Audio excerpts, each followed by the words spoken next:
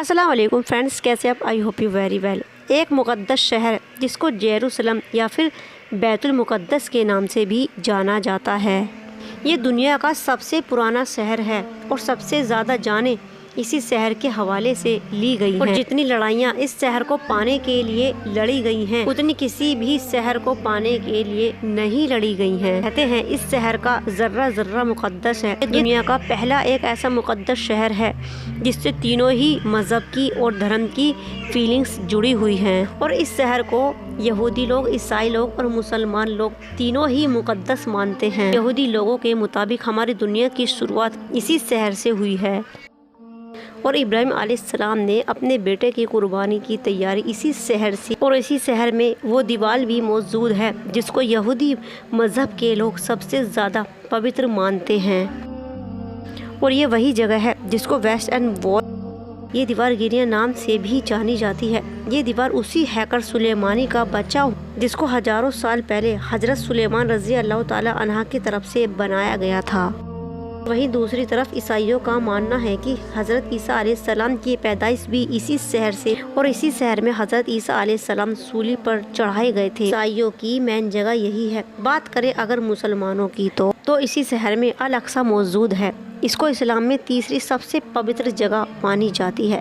مکہ اور مدینہ کے بعد سب سے زیادہ پوتر جگہ مانی جاتی ہے، اور مسلمانوں کے لیے یہ جگہ قبلہ اول بھی ہے، کیونکہ کعبے سے اسی جگہ کی طرف منہ کر کے مسلمان لوگ نماز پڑھا کرتے تھے، اور ہمارے نبی حضرت محمد مصطفیٰ صلی اللہ تعالی علیہ وسلم نے جب معراج کا سفر کیا تھا تو یہی وہ جگہ ہے الاقصی، اور حضرت محمد مصطفیٰ صلی اللہ تعالی علیہ وسلم نے الاقصی کے اندر نبیوں کی اور حضرت سلیمان رضی اللہ تعالی عنہ اور داؤد علیہ السلام رضی اللہ تعالی عنہ بڑے بڑے نبیوں کی قبر مبارک بھی یہی موجود ہے، اور اسی لیے یہ جگہ اور بھی امپورٹنٹ ہو جاتی ہے۔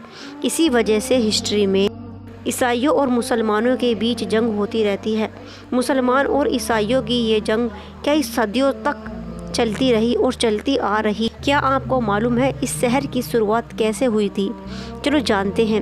آج سے لگ بھگ 7000 سال پہلے اسی شہر کے اندر ایک آبادی ہوا کرتی تھی جو اس شہر کو اور بھی پرانا بناتی ہے۔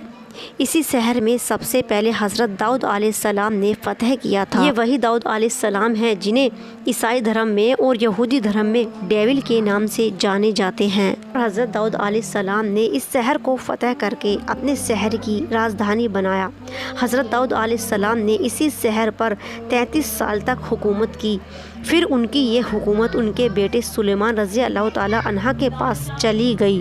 وہی سلیمان رضی اللہ تعالی عنہ ہیں جن کو سلیمان نام سے بھی جانا جاتا ہے۔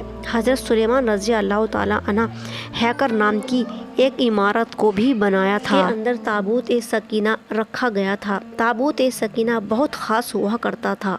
اس کے اندر نبیوں کے پرانے تبرکات رکھے گئے تھے۔ پھر حضرت سلیمان رضی اللہ تعالی عنہ کے جانے کے بعد اسی شہر میں بہت سارے پھر 598 BC میں حضرت عیسیٰ علیہ السلام سے 600 بابل نسل نام کے ایک بادشاہ نے اس شہر پر حملہ کر دیا۔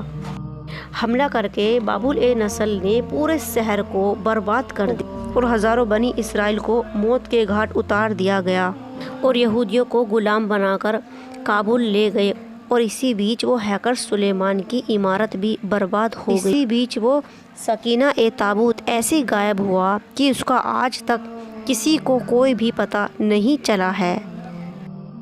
اور پھر وقت گزرتا چلا گیا، اور پھر 500 عیسیٰ پورو ایک ایرانی اور بہت ہی رحم دل بادشاہ نے بابل پر بھی حملہ کر دیا، اور پھر سائرس دی گریٹ نے ان سبھی یہودیوں کو آزاد کر دیا، اور پھر یہ اپنے وطن اپنے شہر، اور پھر سائرس دی گریٹ کی مدد سے اس عمارت کو دوبارہ بنوایا گیا، اس کو ہیکل سلیمانی کے نام سے بھی جانا جاتا تھا۔ اور پھر وقت نے خود کو بدل ڈالا، اور 70ویں عیسوی میں اس دور کی سب سے طاقتور رومن سلطنت نے یروشلم شہر پر حملہ کر دیا، اور پھر رومن شہنشاہ یعنی کہ ٹائگر اور اس کی فوج نے پورے شہر کو آگ لگا دی، اور ہیکل سلیمانی عمارت کو پھر سے بدل ڈالا، اور وقت گزر رہا تھا، اور پھر یہودیوں کا رومن امپائر میں رہنا اور بھی کٹھن اور بھی مشکل ہو گیا تھا۔ 135 عیسوی میں جب یہودیوں نے رومن سلطنت پر بغاوت کرنے کی کوشش کی، روم میں ہل چلا کر پوری سلطنت کو تباہ کر دیا، برباد کر دیا۔ یہودیوں سے حد سے زیادہ نفرت کی وجہ سے رومیوں نے ان کی خاص جگہ پر کوڑا ڈالنا شروع کر دیا، اور جہاں کہیں ہیکل سلیمانی ہوا کرتا تھا، یعنی کہ یہودیوں کی سب سے خاص جگہ ہوا کرتی، پھر یہ شہر کئی سالوں تک ویران پڑا رہا۔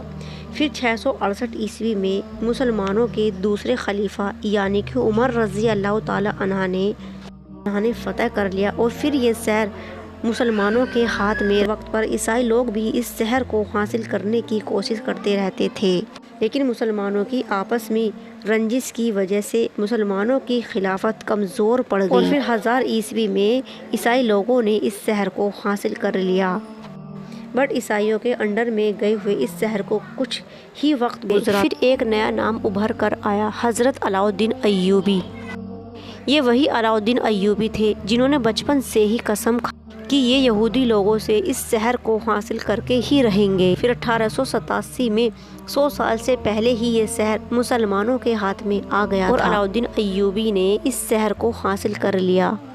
بٹ لاکھ کوشش کے بعد بھی 1517 میں شہر کی سلطنت ایک مائنر میں ایک طاقتور عبدال نے فتح کر کے اپنی سلطنت 1517 BC اور 1917 BC تک اس شہر کی سلطنت عثمانیہ اور پھر اس دور کی سلطنت عثمانیہ نے پوری طرح بدل ڈالا، اور پھر یہودیوں نے اپنی الگ الگ سلطنت اور ریاست بنانی شروع کر دی، اور اس سلطنت دور کے آخری سلطان عبد الحمید ثانی ان کی اس کوشش کو وہ سمجھ گئے، اسی لیے ان کی یہ کوشش ناکامیاب ہو۔ بٹ عبد الحمید ثانی عثمانیہ بہت کمزور ہو گئی، اور 1917 میں برٹش سلطنت نے عثمانیہ پر قبضہ کر پھر کافی ٹائم تک یہ علاقہ برٹش کے انڈر میں رہا، اور یہی وہ دور تھا جہاں یہودیوں کو بلا بلا کر فلسطینی میں جمع کر دیا۔ پھر 1947 میں یونائٹڈ نیشن نے یہ منظوری دے دی جس میں آدھا حصہ یہودیوں کے اور آدھا حصہ فلسطینیوں کو دے دیا، اور پھر 1948 میں اسرائیل دیش بن کر تیار ہوا۔ یروشلم کو بھی 2 ٹکڑوں میں بانٹ دیا گیا۔